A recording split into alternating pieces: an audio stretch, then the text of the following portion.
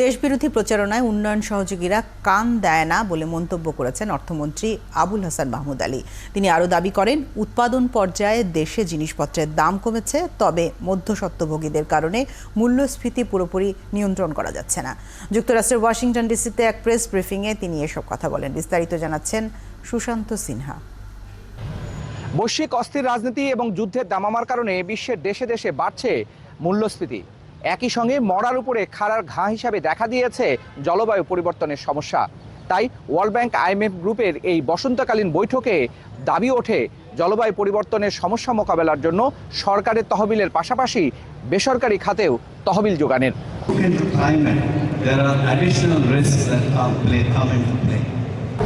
বৈঠকে অংশ নিয়ে বাংলাদেশের অর্থমন্ত্রী জানালেন, বাংলাদেশের উন্নয়নের বিরুদ্ধে দেশবিরোধী প্রচার প্রচারণা অব্যাহত রয়েছে বিশ্ব দরবারে। এই ওয়ার্ল্ড ব্যাংক IMF ইত্যাদি 1, 2, 3 ঢাকায় জমি জিতে নিন 100% ক্যাশব্যাক সহ 20 কোটি টাকার পুরস্কার।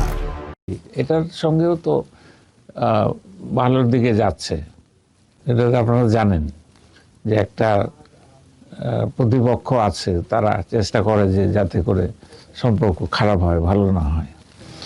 মূল্যস্ফীতি নিয়ন্ত্রণের ক্ষেত্রে বড় বাধা হিসাবে অর্থমন্ত্রী বললেন, মধ্যস্বত্বভোগী ও ফরিয়াদের অবস্থান। এ বিষয়ে সরকারকে কাজ করতে হবে বলেও জানান তিনি। তারা আগে তো কোনো দামই পেত না, তা এখন আবার যখন তারা দাম পেতে শুরু করেছে, তাদেরকে তো জমিতে এসে টাকা দিয়ে তারা নিয়ে যাচ্ছে। তা এখন যখন তারা এই টাকা পাচ্ছে, ভালো দাম পাচ্ছে, তখন আবার যারা ভোক্তা তারা চিৎকার করছে যে আমাদের তো এটা তো অনেক বেশি দাম। তো এগুলো আছে প্রবলেম, ওটা একটা কারণ, ওটা একটা ইম্পর্টেন্ট কারণ। হ্যাঁ, কারণ ওই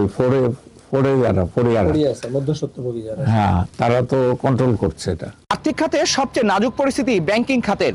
এই অবস্থাতেই সরকারি ব্যাংকের সাথে বেসরকারি ব্যাংকে কেন মার্জ করা হচ্ছে সে বিষয়ে জানতে চাওয়া ছিল অর্থমন্ত্রীর কাছে, যদিও এ বিষয়ে তিনি খুব একটা সদুত্তর দিতে পারেননি। সুশান্ত সিনহা, 71, ওয়াশিংটন ডিসি, মার্কিন যুক্তরাষ্ট্র।